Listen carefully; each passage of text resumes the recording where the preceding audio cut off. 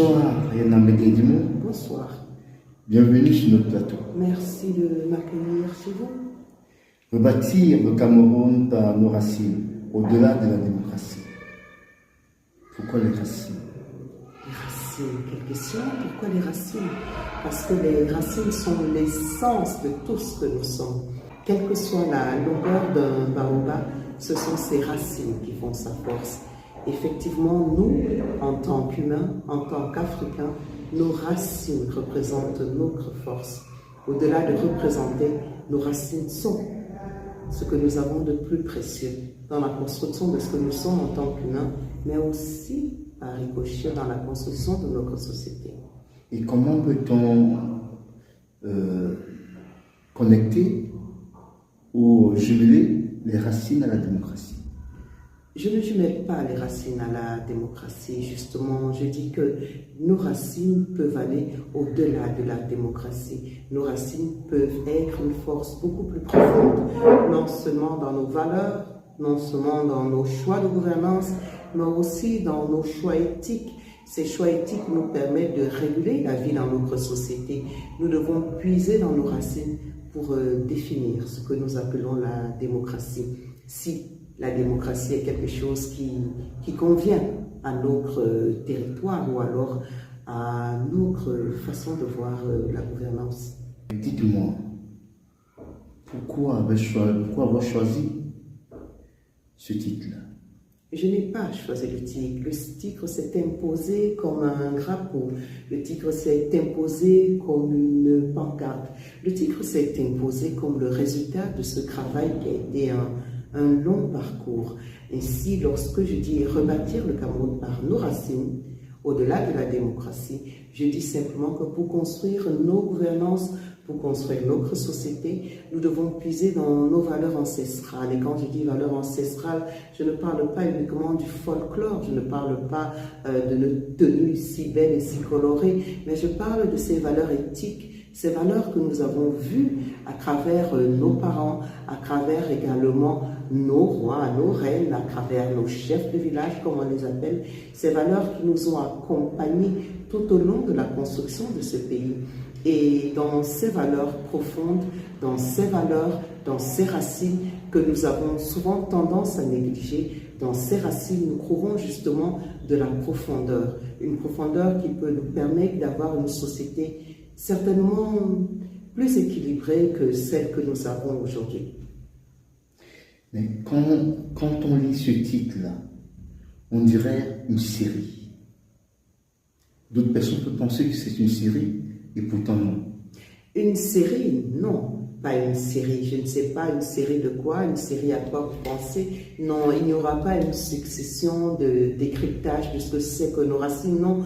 Mais ce n'est pas une série, c'est une porte, c'est une ouverture, c'est une proposition pour que nous puissions penser notre société au-delà de ce que la colonisation nous a donné, au-delà de ce que d'autres espaces nous offrent, que nous puissions penser notre société au-delà de ce que nous avons l'habitude de faire, que nous nous retournions à nos racines. J'insiste sur ce mot parce que c'est un mot qui englobe beaucoup plus que ce que nous pouvons penser.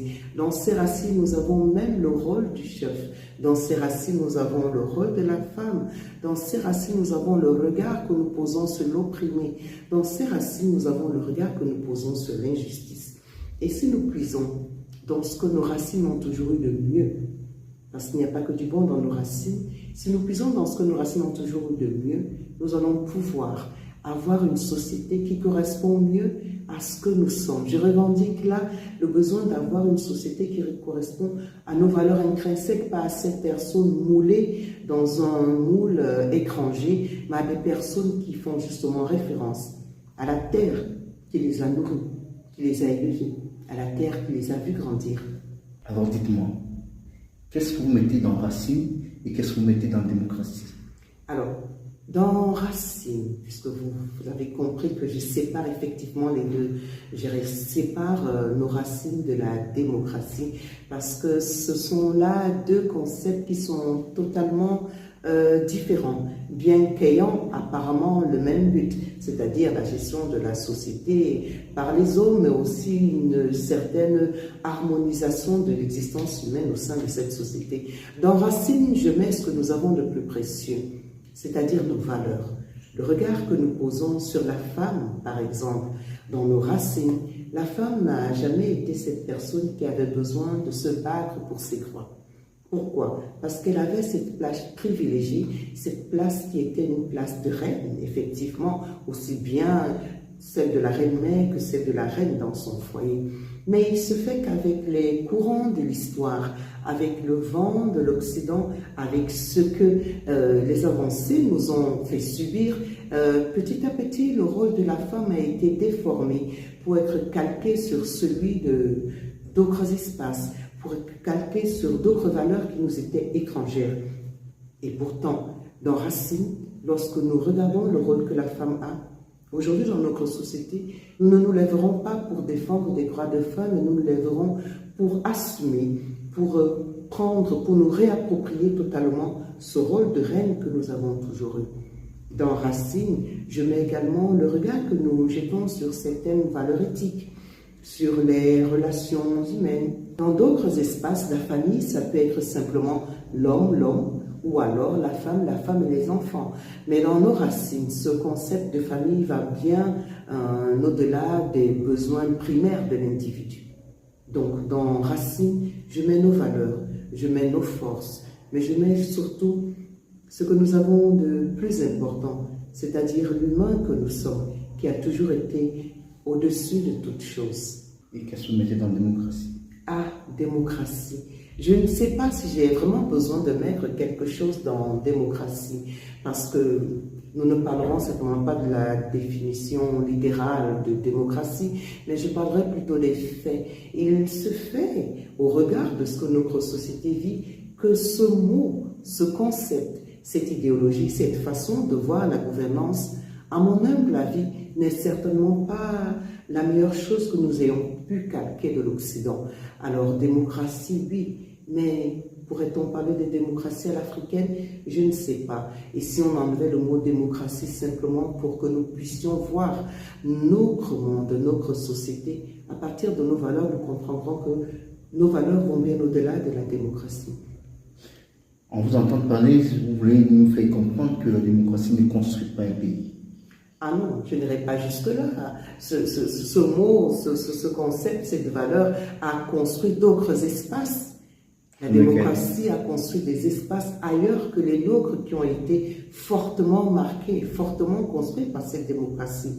Peut-être parce que cette démocratie avait une similitude anthropologique avec les êtres qui constituaient ces pays. Mais il se fait que chez nous, nous avons un autre regard sur la gouvernance. Nous avons un autre regard sur l'autorité. Nous avons un autre regard sur le peuple. Et le peuple a un autre regard sur celui qui nous gouverne.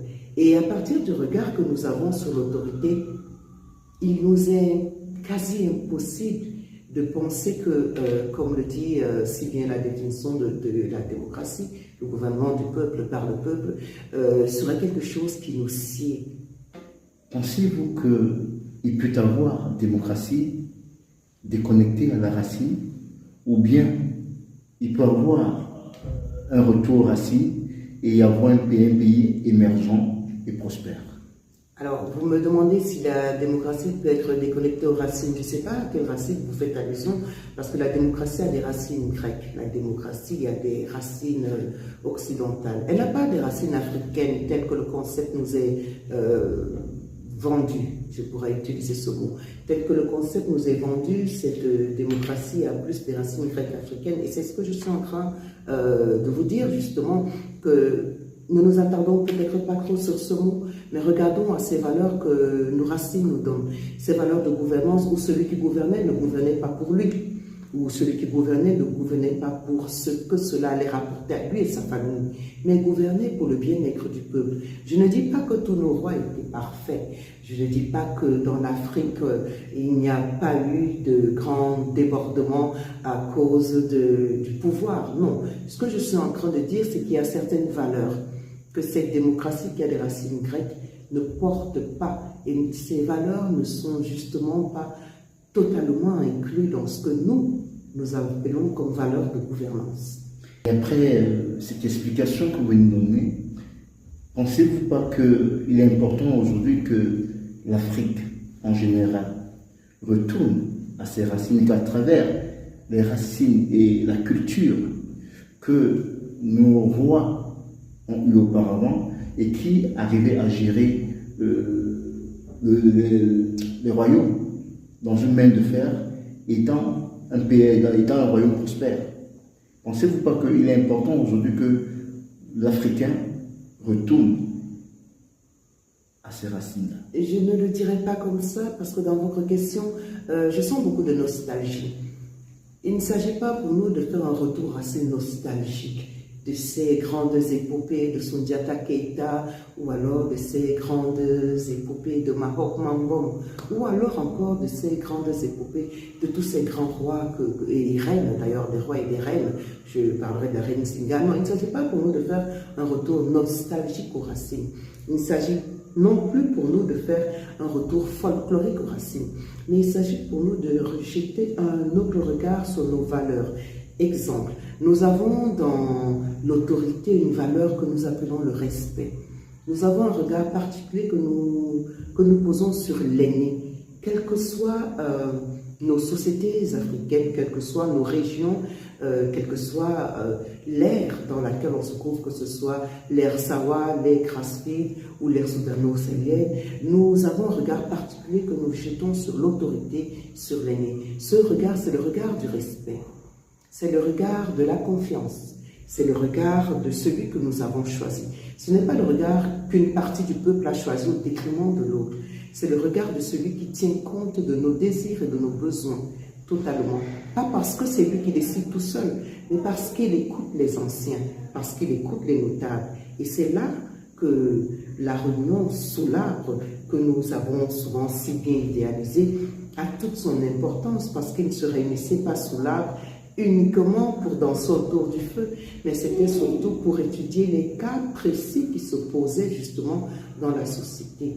Les lois, nous en avons toujours eu, et nous avons toujours su gérer nos sociétés à partir de ce que nous sommes, à partir du regard que les autres ont posé sur nous.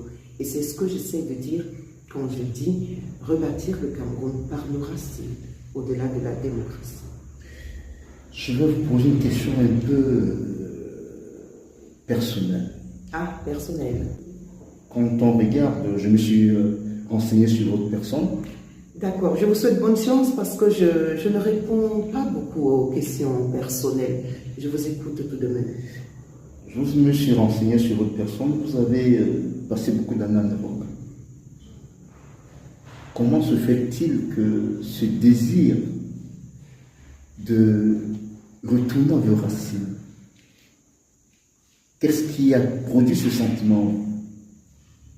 Et je n'ai jamais quitté mes racines, et mes racines ne m'ont jamais quitté, parce que mes racines vivent en moi, quel que soit l'espace géographique dans lequel je me trouve. Et je pense que nos racines qui sont en nous, justement, n'ont rien à voir avec l'espace géographique où on se trouve.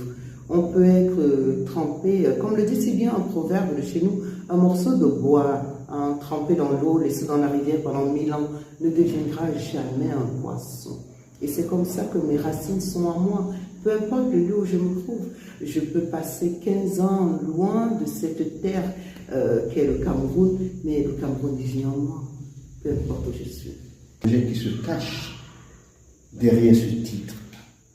Le projet qui se cache, pourquoi voulez-vous que quelque chose se cache automatiquement derrière une œuvre, derrière un partage? Pourquoi voulez-vous que quelque chose se cache derrière une proposition?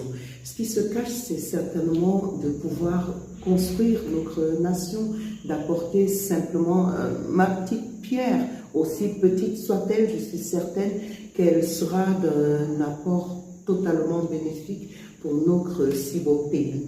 Donc il s'agit simplement pour moi, aussi humblement que je puisse le faire, avec ce que j'ai de plus précieux, mes racines, de faire une proposition à mes frères, à mes sœurs. Voilà, je vous propose de penser notre pays autrement, à partir de nos racines. Et si on essayait de faire les choses différemment? Et pensez-vous qu'avec ce fléau du tribalisme qui s'étend au Cameroun ces derniers jours, pensez-vous qu'ils seront bien accueillir cette œuvre-là? Alors, vous parlez de fléau du tribalisme. Vous appelez ça un fléau. Moi, je ne dirais pas que ce soit un fléau, c'est pire que ça. Un fléau, ce serait trop gentil, ce serait trop agréable de dire un fléau. C'est une catastrophe abyssale, ce qui nous arrive dans certains moments et dans certains lieux, parce que je ne pense pas que cela soit notre quotidien. Il se fait qu'une partie de la population a choisi de regarder les autres comme étant des étrangers, ou alors une partie de la population a choisi de se marginaliser. Non, c'est pour ça que je parle des racines.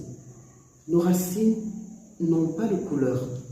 Nos racines sont ce que nous avons de plus précieux qui puisse nous unir. Quel que soit l'espace géographique où vous vous trouvez dans notre pays, que vous soyez à l'est, à l'ouest chez moi, ou même encore au littoral chez moi, au centre, quel que soit l'espace géographique où vous vous trouvez, vous allez voir que nous avons les mêmes valeurs, nous avons la même considération à l'autorité, nous avons la même considération aux enfants, nous avons également la même éthique. Nous rejetons totalement certains aspects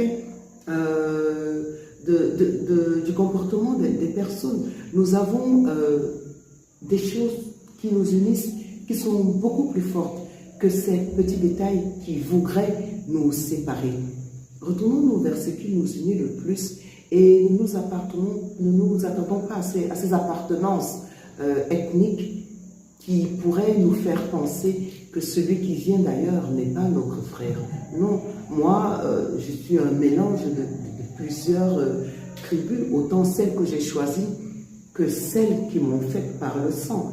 Donc, comment allons-nous faire dans un pays où nous avons des couples qui viennent de l'Est, de l'Ouest, qui sont unis, et il y a des enfants qui grandissent au littoral? Vous pensez vraiment que parce qu'il y a une petite partie de la population qui essaye de semer le groupe, nous n'allons pas continuer à voir ce que nous avons de plus précieux, nos racines qui nous unissent? Non, restons unis à partir de nos véritables valeurs. Alors, merci Anna Médé Dimou.